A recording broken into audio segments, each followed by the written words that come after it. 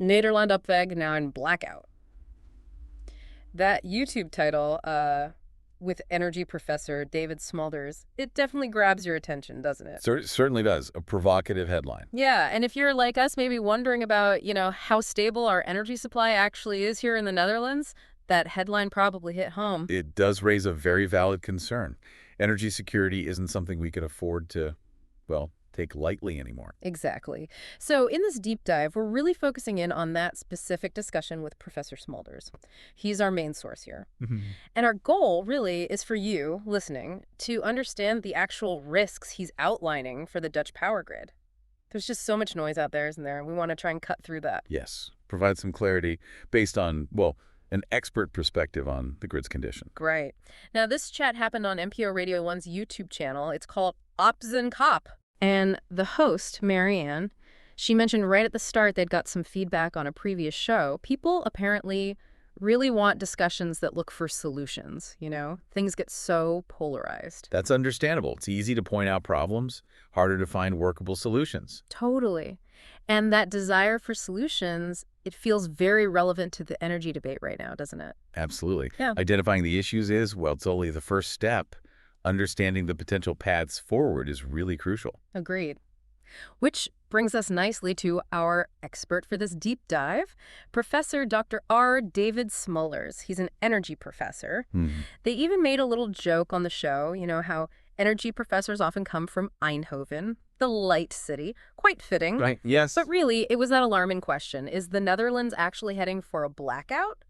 That put him in the spotlight. A question designed to make people think, no doubt. For sure. So what was his initial take? Did he think that headline was just, scaremongering? Well, he acknowledged it was dramatic, obviously. But he also stressed there's a genuine need for caution when we talk about the Dutch power grid. Caution. Oh. He described it as being in a constant equilibrium exercise. Think of it like trying to balance a big stack of plates. Yeah. Lots of things can suddenly shift the weight, make the whole thing wobble. Okay, I like that. A balancing act makes sense. So what kind of shifts are we talking about? What throws it off balance? The discussion then turned to something very real, didn't it? That recent blackout in Spain. Yes, a significant real-world event. It provides a tangible example of these potential grid vulnerabilities we're discussing. It really does. And this part was actually quite personal for me. Just after we did our last deep dive, I had to suddenly rush off to Spain. My mother was admitted to hospital for emergency heart surgery. Oh, dear. That must have been incredibly stressful. It was, yeah, really worrying. And then on top of that, some of the news reports about the blackout were sounding really chaotic, almost like a state of emergency. So I was genuinely anxious about what I was flying into. I even half joked about packing extra water and stuff, expecting the worst. Right. But what my friend over there described and what I actually saw when I arrived, it was, well, surprisingly different. Oh, how so? It was calm. My friend was literally just chilling by the pool. It felt completely disconnected from the slightly frantic news reports. Interesting. And when I got there, yeah, no sense of panic at all, no looting, no unrest. I admit, I had this slightly dark thought. If that had happened here in the Netherlands, the reaction might have been, well, let's just say different. Hey, cultural responses to crises can certainly vary quite a bit. Definitely. But one really practical thing that came out of that Spanish experience was the reminder about cash. When all the electronic payment systems went down, having actual physical money efectivo was apparently a real lifesaver for people. That's a very stark reminder, isn't it? How much we rely on digital infrastructure and, crucially, its potential points of failure. Absolutely. So, thinking about that Spanish blackout, I had to ask Professor Smulders, does what happened there mean the Netherlands is also, teetering on the brink? He was careful with his answer. Hmm. He said that while the specific causes of the Spanish event might not be directly replicated here, and maybe the immediate probability of a total Dutch blackout is lower, Okay. the underlying vulnerabilities, the pressures on our grid, they mean we absolutely cannot be complacent. The risk is real, even if the probability feels lower day to day. Right. Not complacent. So what are those key pressures then? He explained that for ages we've just kind of expected the Dutch grid to work perfectly, haven't we? It's been reliable. Like the pavement you walk on. Yeah. Always there, always solid. We haven't really had to think about it much or, invest massively in upgrades. It's been largely invisible, hasn't it? But absolutely essential infrastructure. Exactly. But now, this energy transition shifting away from gas, It's put the electricity grid right in the spotlight. Suddenly, it's expected to carry a much, much heavier load. It's a fundamental change in the demands being placed on our electrical system, a complete shift. And here's an analogy Professor Smulders used that really stuck with me.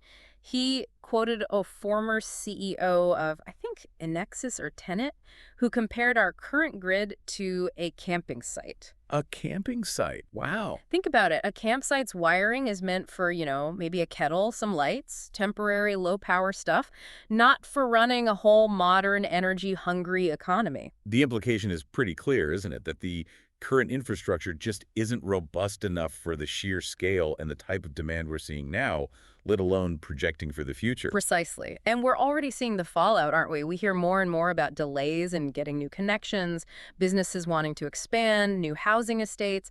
They're facing longer waits to get hooked up. Yes, these connection delays are becoming a really significant bottleneck. It's holding back economic growth, and ironically, it's also slowing down parts of the energy transition itself. And it makes sense, right? The more connections you try and cram onto a grid that's already straining, the less safety margin you have left. That reserve capacity just shrinks.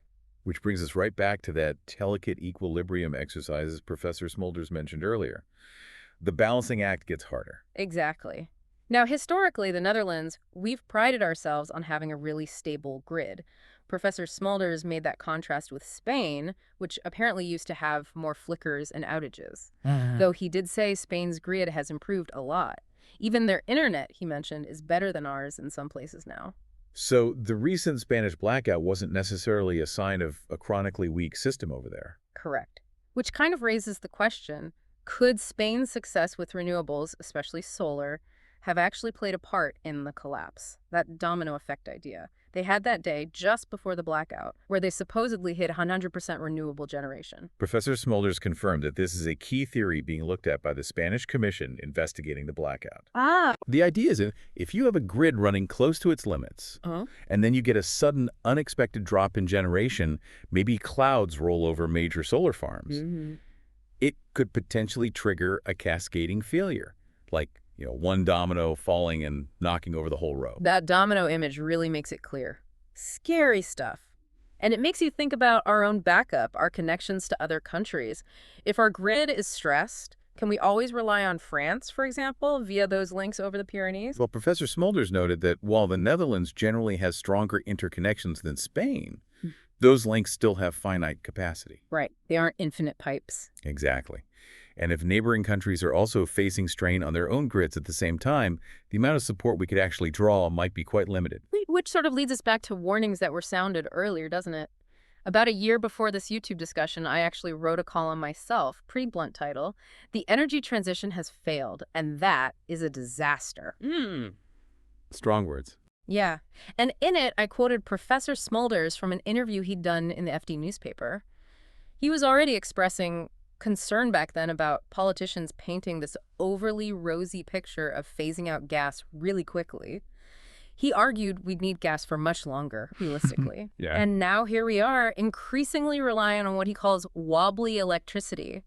These intermittent renewable sources, sun and wind.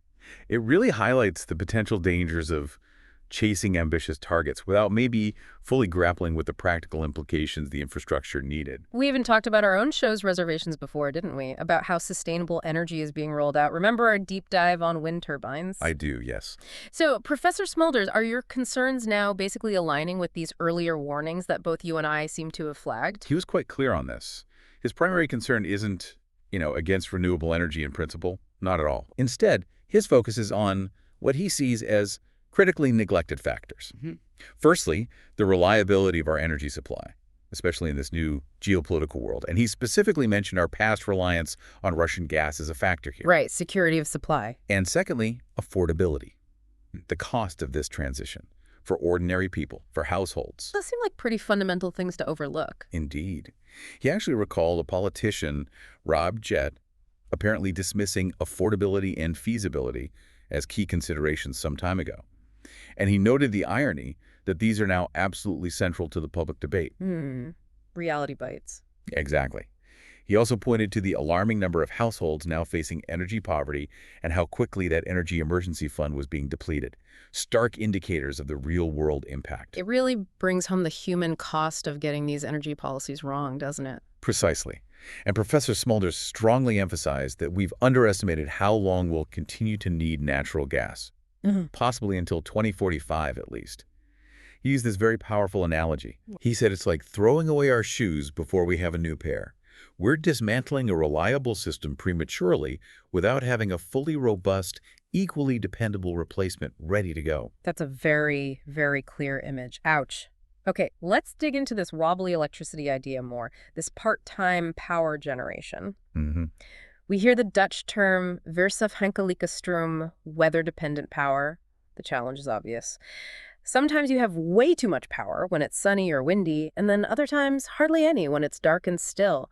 Those donker fute, the dark lulls. Professor Smulders, what kind of actual strain does this put on the Dutch grid?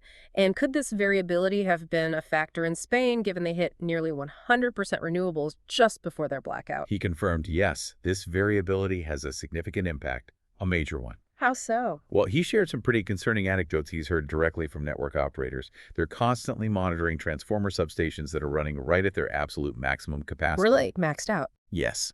To the point where they sometimes need extra cooling, like bringing in big industrial fans just to keep them from overheating. Wow.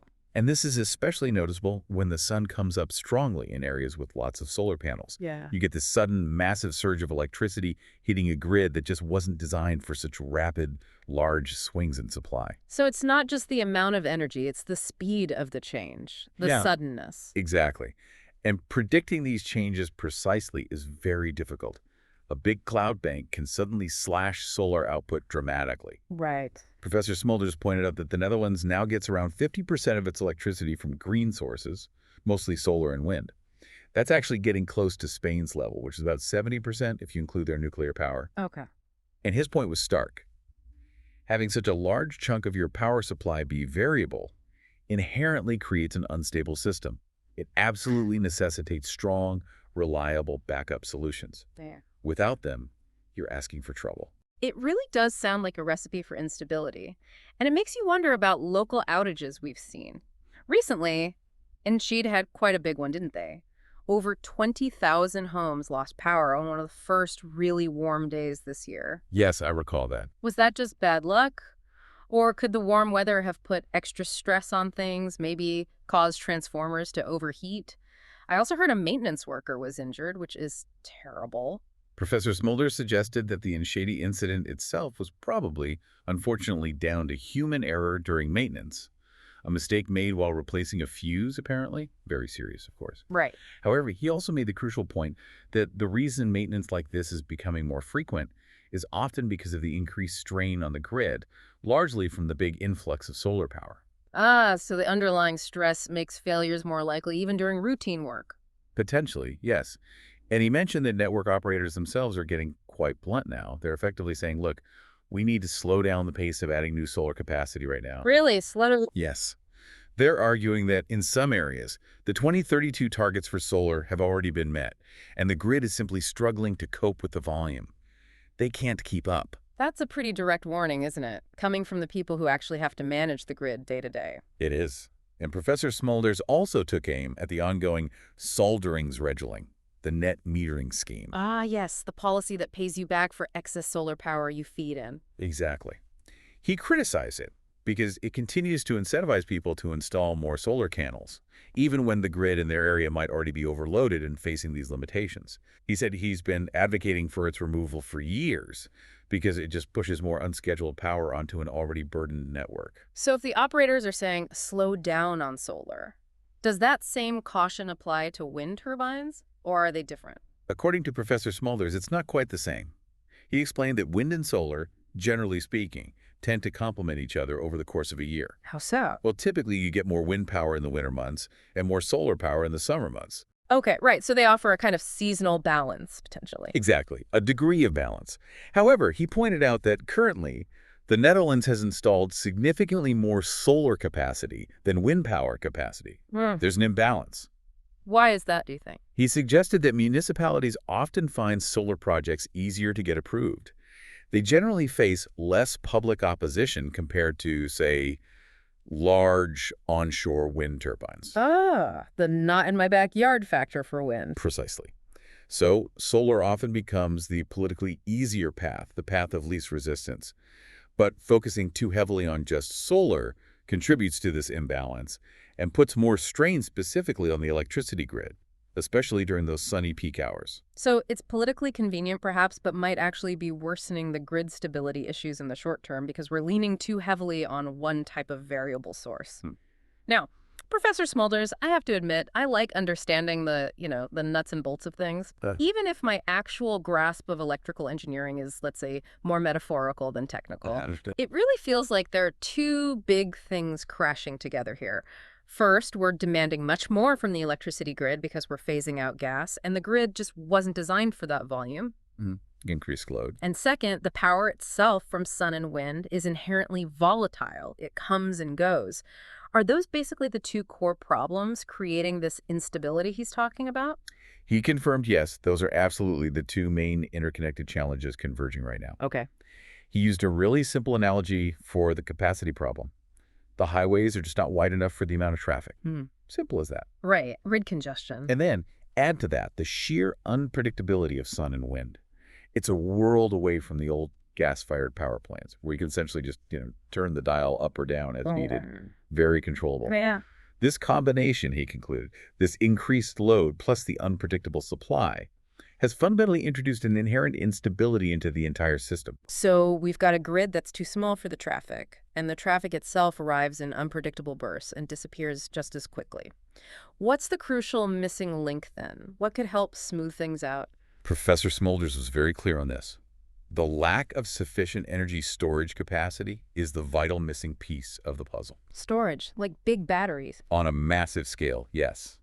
We desperately need a buffer, something to soak up the energy surpluses when the sun's shining and the wind's blowing, and then release that stored energy during the deficits, the cloudy, still periods. Makes sense. He also highlighted the sheer waste happening right now. We're actually having to curtail renewable energy, deliberately shut down wind turbines, for example. Curtailed is the term. We're throwing away clean energy because we can't use it or store it when it's generated. That's a huge setback given the investments made. It feels crazy, doesn't it? Like trying to fill a bathtub with the drain wide open. We're generating the power, but just letting the excess disappear. What about battery solutions then, on a smaller scale? We all use portable power banks these days. Got one right here because we like having stored power handy. I remember being at a tenant meeting once where grid congestion was the big topic. But when the idea of distributed storage, like home batteries, came up, there seemed to be, a reluctance to really dig into it seriously. It almost felt like they wanted the problem to get worse, to justify demanding consumers change their behavior. It was a bit odd. Professor Smulders, what's his take on home batteries? Could they help? He acknowledged they seem like a logical local fix, but he pointed out a couple of major hurdles right now. Okay. Firstly, the immediate challenge is that even home batteries need a connection to the grid, and in many places, the grid is already full. There's no capacity to easily add lots of new connections, even for batteries. The connection bottleneck again? Exactly. And secondly, for home batteries to actually help stabilize the grid, rather than potentially make things worse, the network operators would need some degree of control over when they charge and discharge. Control? How so? Well, imagine thousands of home batteries all starting to charge at once when prices are low, or all discharging simultaneously during peak demand without coordination. That could actually create new peaks and troughs, further destabilizing the network. I see. Uncoordinated action could backfire. Precisely. The network operator needs to be able to orchestrate these resources. And this potential for uncoordinated, even counterproductive behavior is why grid operators are generally quite cautious about just encouraging widespread, uncontrolled home battery adoption right now. So it's a bit of a paradox, isn't it? Individual solutions, if they aren't managed as part of the whole system, could actually worsen the overall problem. Now, speaking of managing demand, we recently saw that public call, didn't we? Asking people to try and reduce electricity use during peak evening hours, like 5 p.m. to 9 p.m. Yes, I saw that appeal. It just struck me as so ironic. That's exactly when most households use the most electricity. Cooking dinner, running the dishwasher, watching TV. The evening peak, yes. My immediate reaction was just, feeling like I was being told to fit my life around the grid's limitations rather than the energy system serving my needs. It felt a bit like a curfew. Professor Smulders, what did he make of those kinds of appeals? He basically agreed with your reaction. He actually characterized such appeals as paternalistic. Paternalistic. Right. Strong word. Yes, he reiterated the fundamental point. A robust energy system should be able to meet the energy needs of its users when they need it. He questioned this whole notion that consumers should have to significantly change their daily lives just to compensate for shortcomings in the energy supply system itself. Exactly. Energy should work for us, not the other way around. So, Professor Smulders, given that large-scale battery storage isn't quite there yet, and home batteries have these coordination issues, Yeah. what is his prescription then? What's the path forward to a more stable energy future? What are the key steps we need to take? He really emphasized the necessity of investing seriously in large-scale energy storage technologies, things beyond just individual home batteries. Okay. Large scale. Like what? He highlighted a couple of promising options. One is producing hydrogen using excess renewable electricity when it's cheap and plentiful, and then storing that hydrogen potentially in depleted offshore gas fields. Green hydrogen from surplus renewables. Exactly. Another related path is producing synthetic natural gas using a similar process. Right. So you're essentially converting surplus electricity into a storable gas. Precisely. This stored hydrogen, or synthetic gas, can then be converted back into electricity using gas turbines when renewable generation is low during those dark, still periods. It provides that crucial buffer, that large-scale storage we lack. Okay, that sounds logical. But he stressed these are long-term solutions. And critically, we should have been actively experimenting with and developing these technologies much, much earlier. It should have been part of the plan from the beginning. So it sounds like there was a real failure to plan ahead, a missed opportunity to invest in these future-proofing solutions right from the start of the transition. That was certainly his implication, a lack of foresight. I remember feeling quite optimistic initially, seeing those big wind turbines go up along the A6 motorway.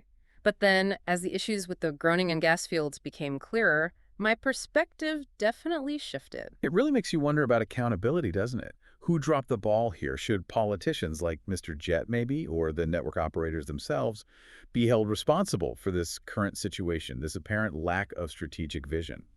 Professor Smulders didn't point fingers at individuals solely, but he identified a combination of, well, three interconnected factors that he believes contributed significantly to the current mess. He called them the 3 O's. The 3 O's. Okay, what are they? Firstly, overmood, overconfidence, or perhaps hubris.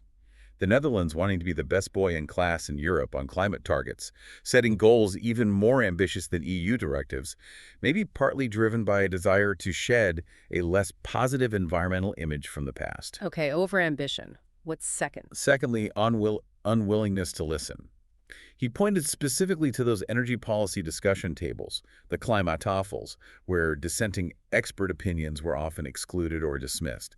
Things like being more cautious about phasing out gas so quickly or seriously considering the role of nuclear energy early on. Those voices weren't always welcome, apparently. Right, shutting down debate. And the third O. Thirdly, unwittinghed lack of knowledge, or perhaps ignorance, is a harsh translation. While acknowledging these are often politically driven individuals, he felt their failure to actively seek out, listen to, and heed comprehensive expert advice from a range perspective has been really detrimental. So, overconfidence, unwillingness to listen, and a lack of deep understanding.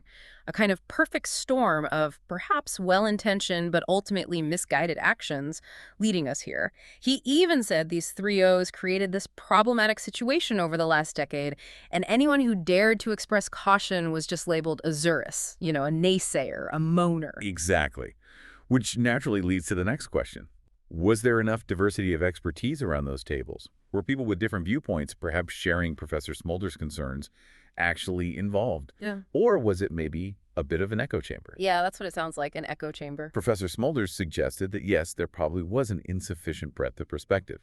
Too much focus on achieving preset goals among like-minded people who had the political wind in their sails. Right. He used a great historical analogy. He said it was like missing a Hofnar, a court jester in medieval times. The jester's role wasn't just to entertain, but also to speak truth to power, to offer unwelcome opinions. He felt that jester function was missing from these critical energy discussions. A dissenting voice, yeah. Needed but ignored. And he pointed to examples like the city of Amsterdam pushing for even faster transitions in national targets as evidence of this kind of rush to appear proactive, perhaps without fully considering all the consequences. It feels like the urgency to look green sometimes overshadowed a more pragmatic, careful assessment of the risks and the actual infrastructure requirements.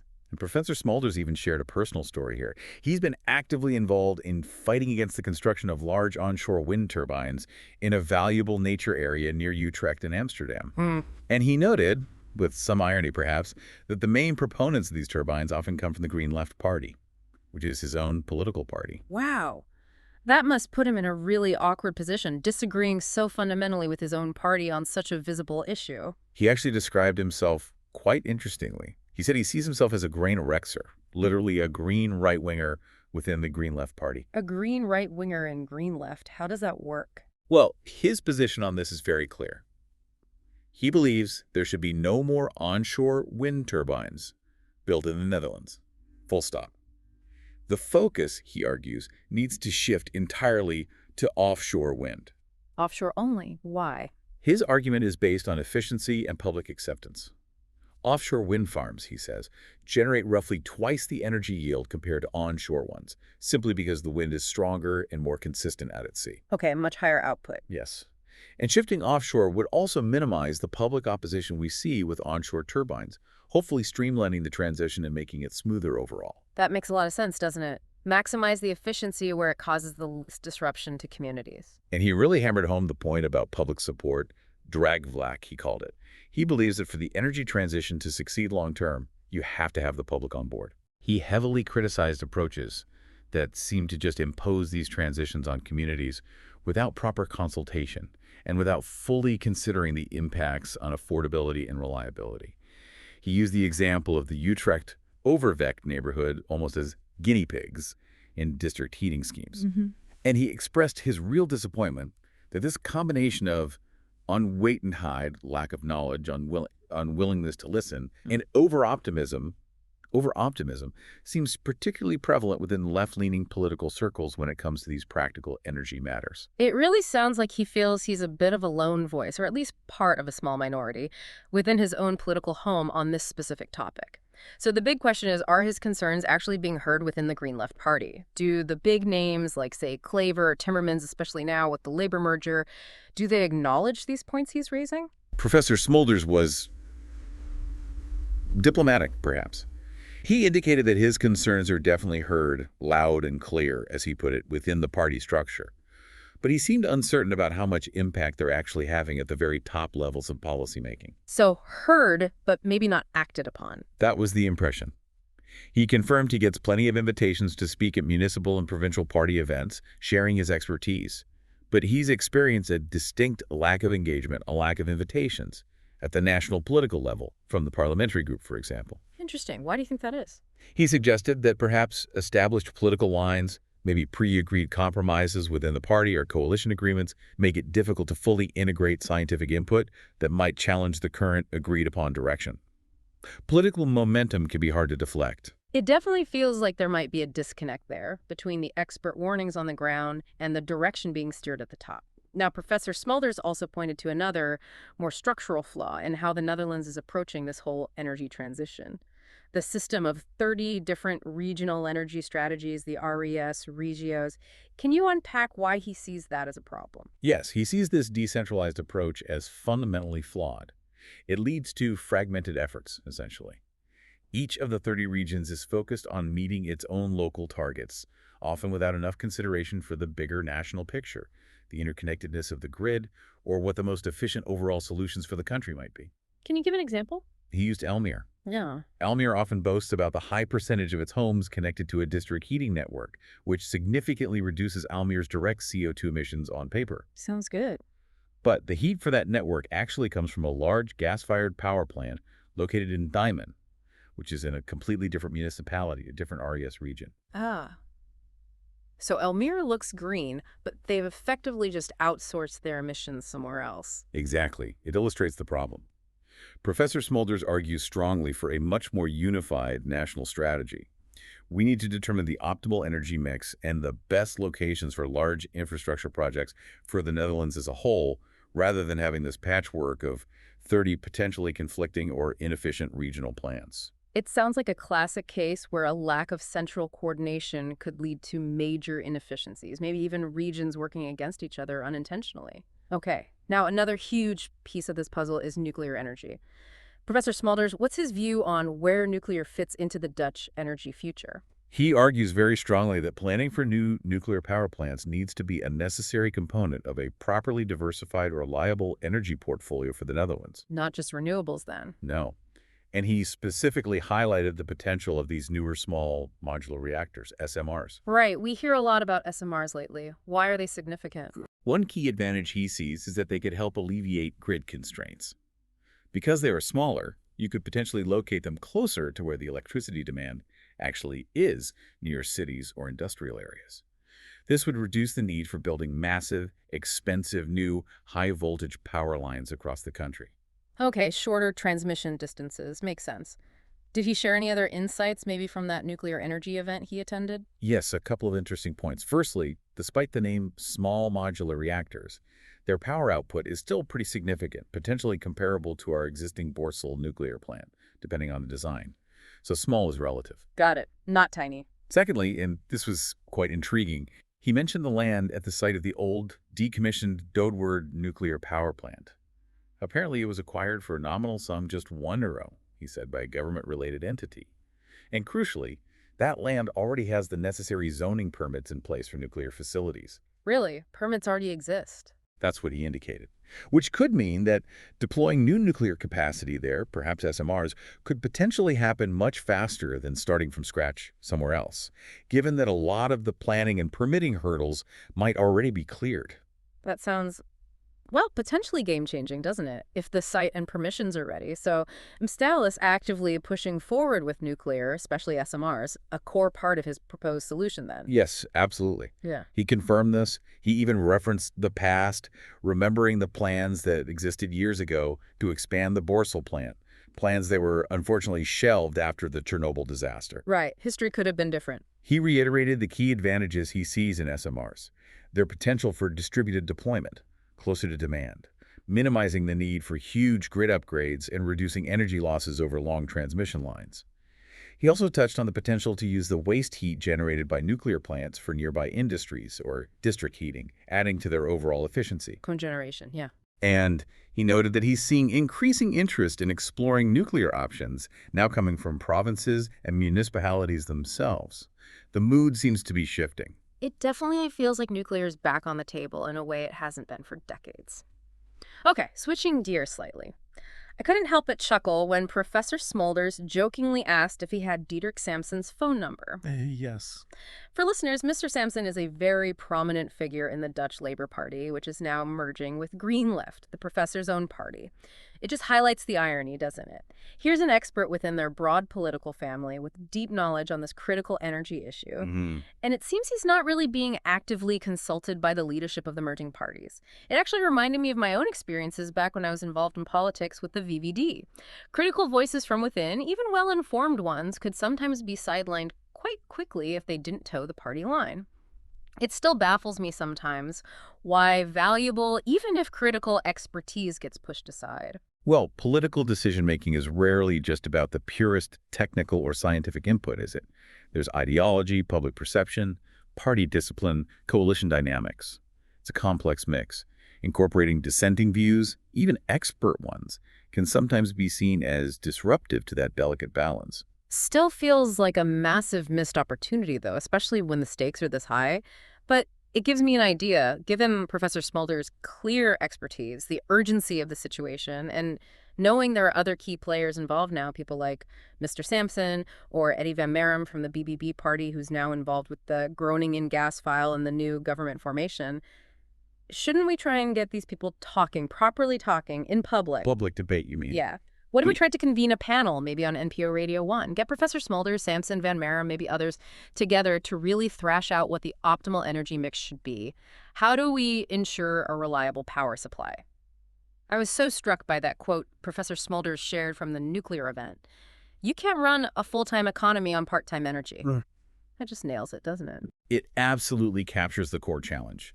And Professor Smulders did seem very supportive of that idea, of having a more open, robust public discussion. What would be the focus? He framed the key themes clearly.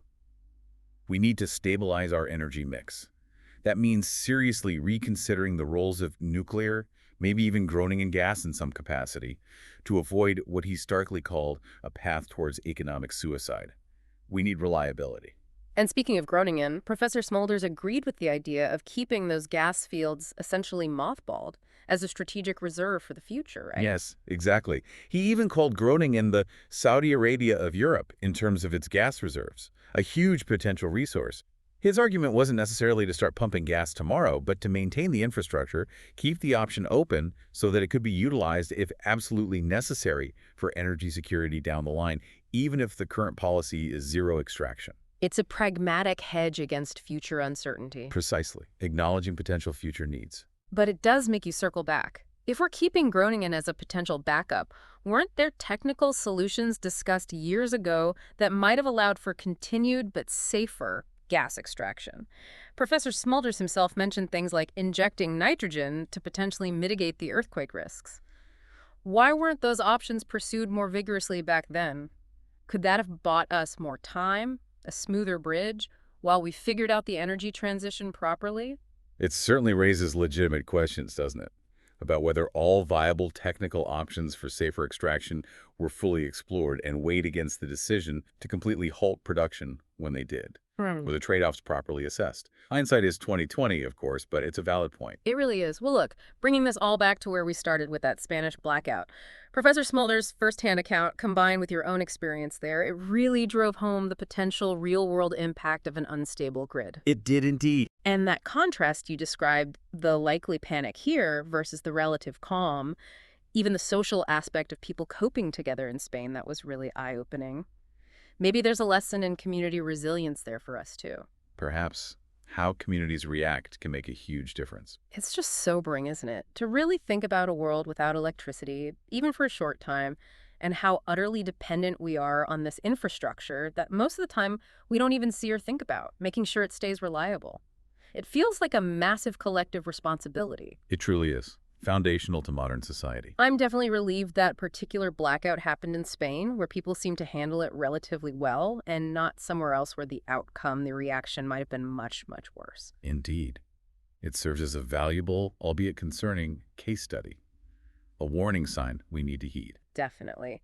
On a completely personal note, just to close that loop, I'm very happy to share some good news. My mother is doing really well, recovering nicely after her pacemaker surgery. Well, that's wonderful news. I'm so glad to hear that. Thank you, yes. Huge relief.